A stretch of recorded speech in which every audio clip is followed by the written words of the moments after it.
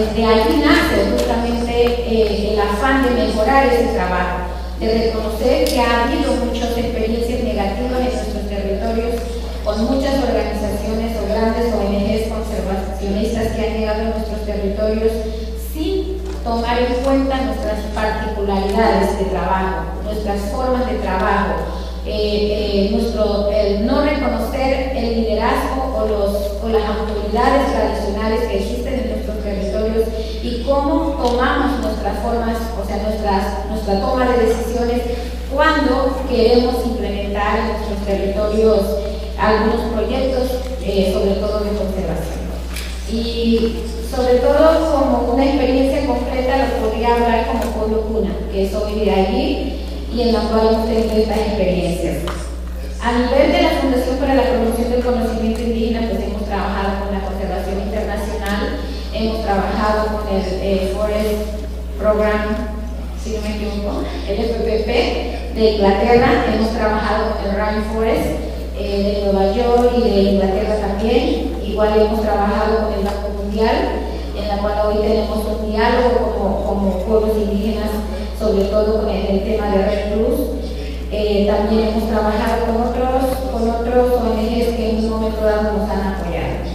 En toda esta experiencia que hemos tenido, pues hemos sentido que hemos logrado de que de alguna manera una de estas organizaciones como el FPP, en todo caso, nos dan un acompañamiento en el campo, porque esa es nuestra preocupación, de que si hay apoyo financiero, no solo sea que estén allá y nosotros acá, que nos den un acompañamiento en el campo, que vean cómo estamos trabajando, cuáles son nuestros desafíos, cuáles son nuestros obstáculos al querer implementar estos proyectos que en un momento dado nos favorecen, pero que al mismo tiempo muchas veces sentimos que nos dividen como pueblos, porque muchas veces llegan sin conocer nuestra cultura, nuestras formas de vida, nuestras tradiciones a nuestros territorios, tratando de imponer proyectos que en un momento dado quizás exista la buena fe, pero si no hay un entendimiento, un diálogo claro entre las dos partes, pues en vez de ayudar, nos divide. Porque sabemos que a nivel internacional hay muchos liderazgos de muchas dirigentes, mujeres y hombres que estamos en este proceso y que quizás estamos, podríamos decir, un poco más entendiendo el proceso que nuestras propias autoridades que están en nuestros territorios, porque no llega la información como debe ser, no llega, no existe quizás ese lazo que debería unirse, no porque nuestras organizaciones no queramos, sino porque simplemente hay un obstáculo de que en muchos casos no solo de financiamiento, sino también del uso del lenguaje, de los términos técnicos que se utilizan cuando llegan a nuestros territorios y quieren dialogar o quieren consultar con los pueblos indígenas. Los tomadores de decisiones muchas veces no entienden los términos en que llegan estas ONGs que quieran entender, que quieren apoyar, pero sin embargo se enredan en todo ese diálogo y luego se toman decisiones que hoy día podemos estar lamentando. Y eso es lo que hoy ha pasado prácticamente en el pueblo Cuna. Le pongo un ejemplo claro. Pues hay un gran proyecto de la fibra óptica que está pasando por todo el territorio Cuna. Pero ¿qué pasa? Que nuestras autoridades tradicionales, al no conocer muy a fondo y que no hubo una información previa, en todo este proceso de negociación se tomó una mala decisión, pues hoy justamente al mes nos están pagando $12,000 que solo se van en cuestiones operativas de la misma empresa, que no queda prácticamente nada para el pueblo Cuna. Entonces son 25 años de un convenio que está cerrado y no puede modificarse. Y ahí nos damos cuenta que en estas lecciones aprendidas, pues es necesario que también las empresas, las instituciones o las organizaciones que nos quieren apoyar, nos tienen que apoyar en el fortalecimiento de estructuras políticas y de toma de decisiones de nuestros territorios. Porque eso es lo más importante. Quizás hoy día yo pueda entender, pero si yo voy a mi territorio y trato de explicar, pues no hay una cuestión de que yo me pueda sentar libremente, sino ellos exigen también que haya una forma, una estructura, una plataforma donde donde yo pueda actuar como una organización, por ejemplo, de la Fundación para la Promoción del Conocimiento Indígena, que podemos contar con algunos recursos para poder llegar a donde nuestras autoridades, pero no todas las organizaciones muchas veces no tienen esa facilidad, y nuestros territorios son grandes, no son comunidades pequeñas, aunque el pueblo Puna sí estamos en pequeñas islas, pero los otros territorios Puna que están alrededor en Panamá, pues no podemos tener ese acceso fácil.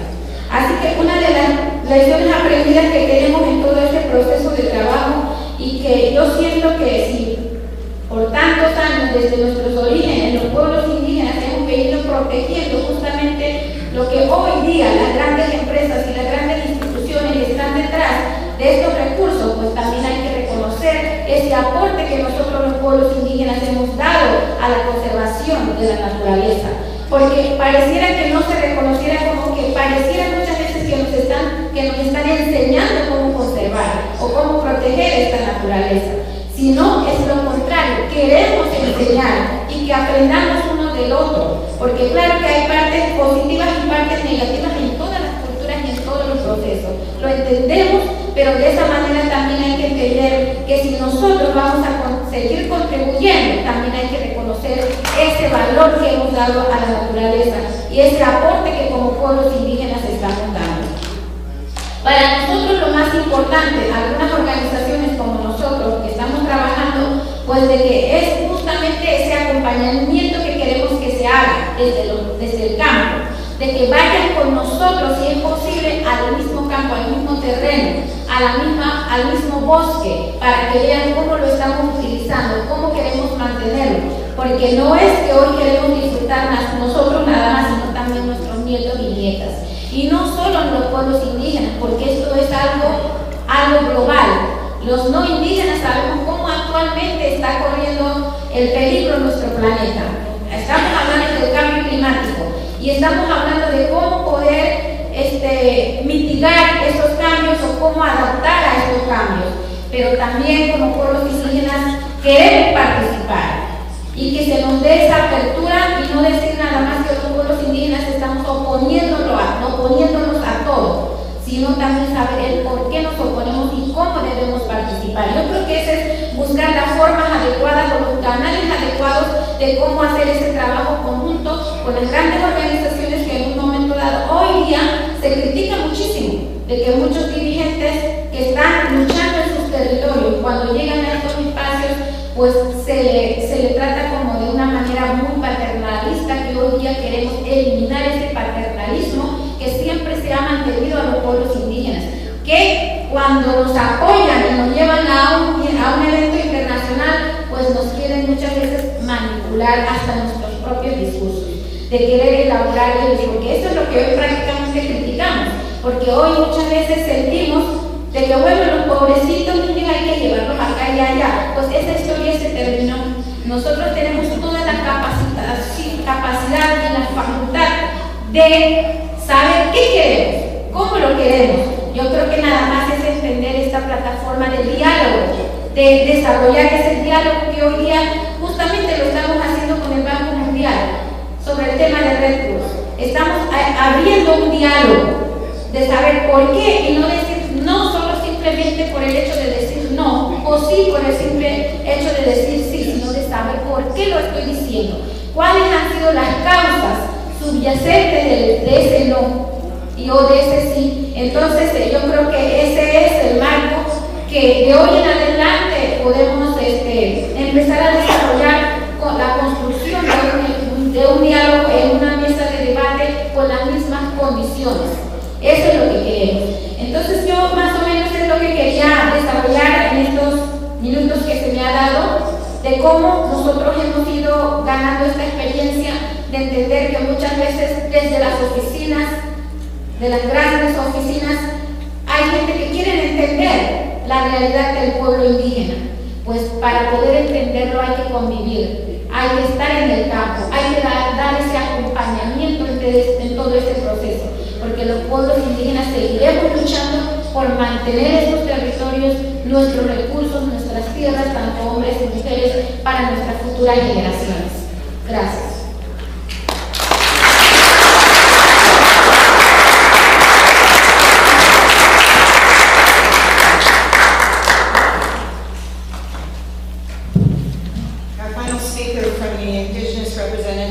is Ro Hamid, who chairs the Commission on Environmental, Economic, and Social Policy.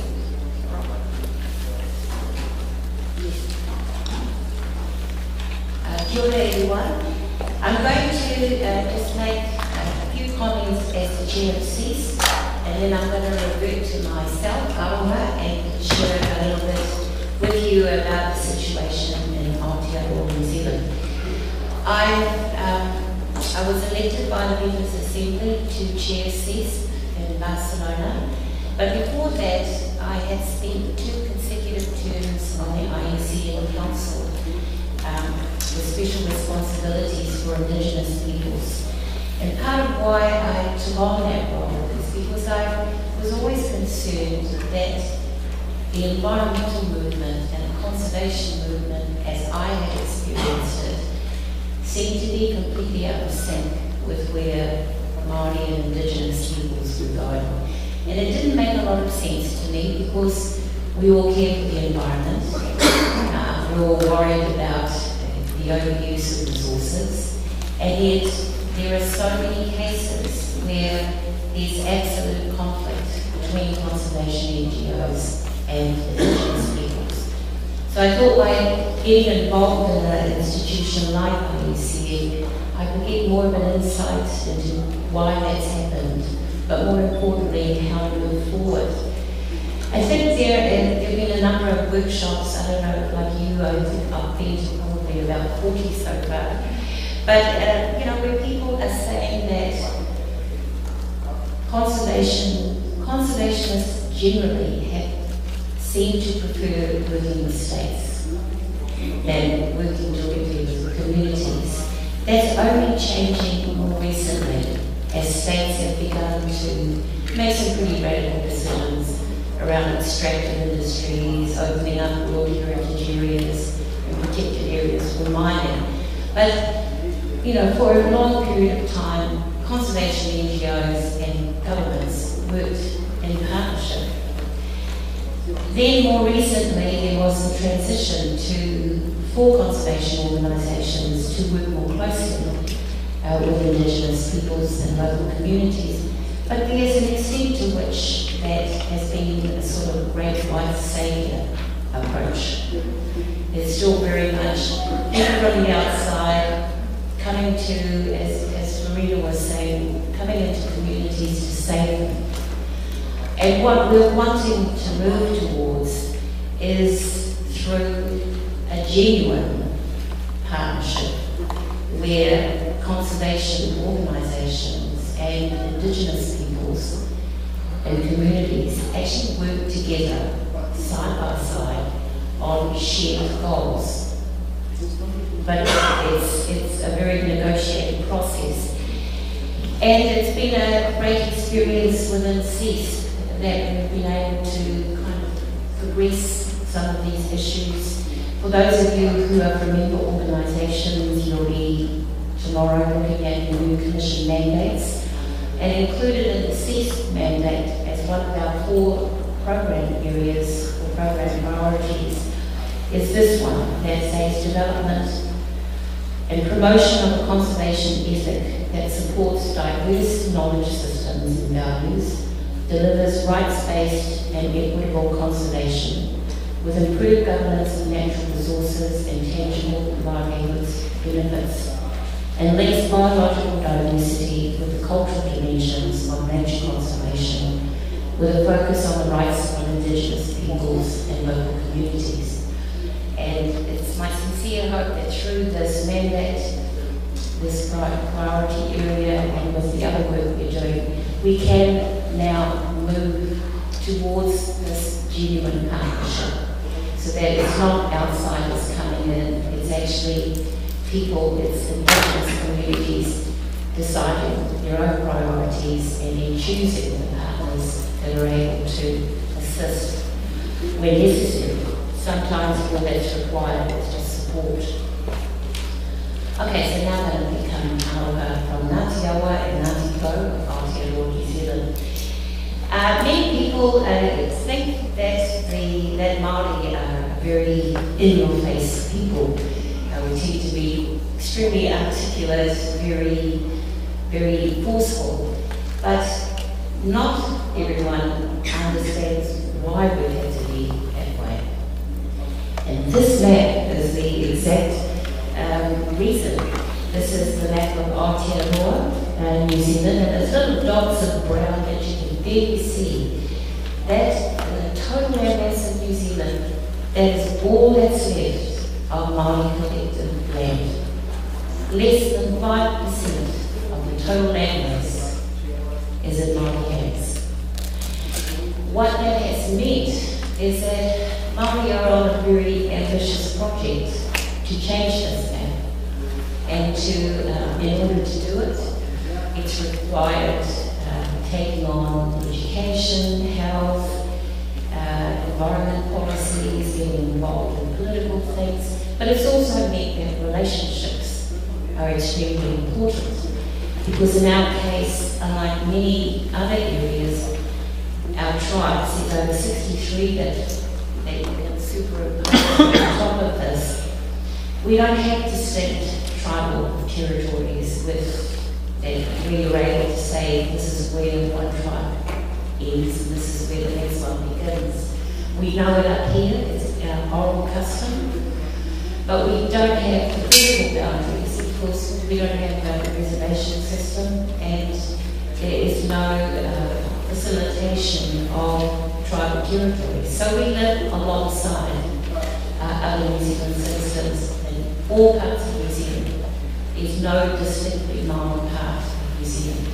That means we're interacting with civil society, with local government, with businesses, and we're negotiating the terms of that relationship on an ongoing basis. The conservation estate, excuse the date on the side, is 33% of the total land mass of New Zealand. So while we have set a target here globally of 17%, New Zealand sits at a very extreme end of the amount of conservation lands. And so those are the only lands still retained by government. And when it comes to these discussions between the government and Māori to return lands, more often than not, it's the conservation NGOs who block it. Why is that? Why does it happen? Still haven't uncovered that answer, but every single claim is the conservation NGOs who are the ones that are most uncomfortable, most vocal, who have a lot of resources to mount campaigns to try and stop the return of lands. Another map, you can tell a lot of stories in maps. Many of you know that we have the Treaty of Waitangi in New Zealand, which is the main constitutional agreement between Māori and the New Zealand government. Because of this treaty, we have what's called the Treaty of Waitangi Tribunal, and it is a formal commission of inquiry, and its task is to examine historical claims between Māori and the Crown, where the principles of the Treaty of Waitangi have been breached. This map sort of shows you the level of activity that Māori are involved in. Every single community, from the North Island to the South Island, are involved in either researching for their claim, they're in the middle of the negotiations for the settlement of the claim. The average time period is 25 years from the time that a claim is lodged to when it goes through all of its processes, which are all very public processes. And it also means that depending on where a tribe is at in their treaty settlement journey, some can make decisions about the use of resources, and others are still trying to re-establish that historical connection. I sincerely believe that in order for New Zealand as a country to move forward, there's got to be some movement with conservation NGOs, and if you combine what I'm saying with the new program Priority and Cease, what that means is having more faith. having more trust, building the relationships between civil society and tribes, so that it's not a threatening thing to hear that tracts of land are being returned to the care of tribes. As long as the right value systems are in place, it shouldn't really be an issue. So the journey that Māori are on, therefore, I'm just using this slide to sort of show that it's an all-encompassing one. So we're not only going through this Treaty of Waitangi tribunal process to re-establish iwi or tribal territories, but we're moving right through the whole landscape here into ecosystems. We're fighting for species, varieties and genetic resources, and having continued interests recognised in those species down to the genetic level. We have a major project on the issue of commodification of nature, something that's been a recurring theme here at this